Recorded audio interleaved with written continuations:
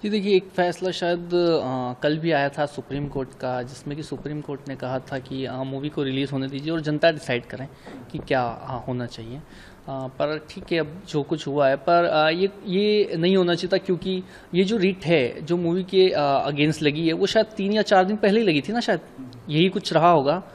पर एक याचिका जो कि मैंने लगाई थी आज से करीब मेरे पिताजी के इंसिडेंट में, जो कि 3 साल पहले हुआ था, 28 जून 2022 को, उस केस का कोई निष्कर्ष नहीं निकला।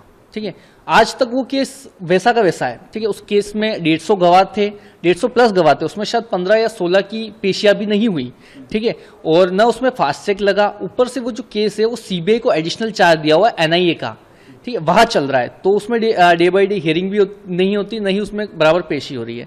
ठीक है, और वही 3 साल से किसी केस में अपराधियों को सजा नहीं मिली, वीडियो सबूत वगैरह सब कुछ होने के बावजूद, और जब एक हकीकत एक मूवी के जरिए देश को दिखाना चाहता है कोई, ठीक है, कि उस समय क्या हुआ था 28 जून 2022 को, तो उसके लिए पूरा एक संगठन खड़ा हो जाता है, जमीयत उलमा हिंद, ये मौलाना मदनी जी आ जाते हैं कि नहीं, मूवी पर रोक लगनी चाहिए, मूवी पर रोक लगनी चाहिए। और सिर्फ 3 दिन के अंदर हमें पता चल रहा है कि मूवी पर रोक भी लग गई। मतलब कितना हमारा जो कानून है वो कितना तेज है ना, एकदम फास्ट।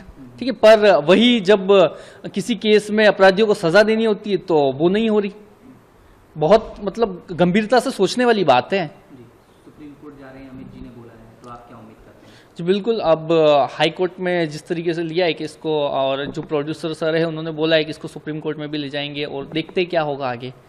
पर कहीं ना कहीं जिस तरीके की ये जो चीज़ें हो रही है ना, ये नहीं होनी चाहिए थी हमारे देश में, क्योंकि एक तो किसी तरह मेरे पिताजी को उस समय मार दिया गया। ठीक है, उसके बाद उन्हें अभी तक न्याय नहीं मिला। ठीक है, उसके बाद जब एक मूवी आ रही है पूरे देश को दिखाने के लिए कि किस तरीके से, किस सोच के जरिए आतंकवादी विचारधारा के तहत पाकिस्तानियों के जुड़ाव के साथ मेरे पिताजी को मार दिया गया था, और मूवी में भी वही सब कुछ दिखाया गया है। ठीक है, कि किस तरीके से आतंकवादियों ने साजिश करके मेरे पिताजी को मारा।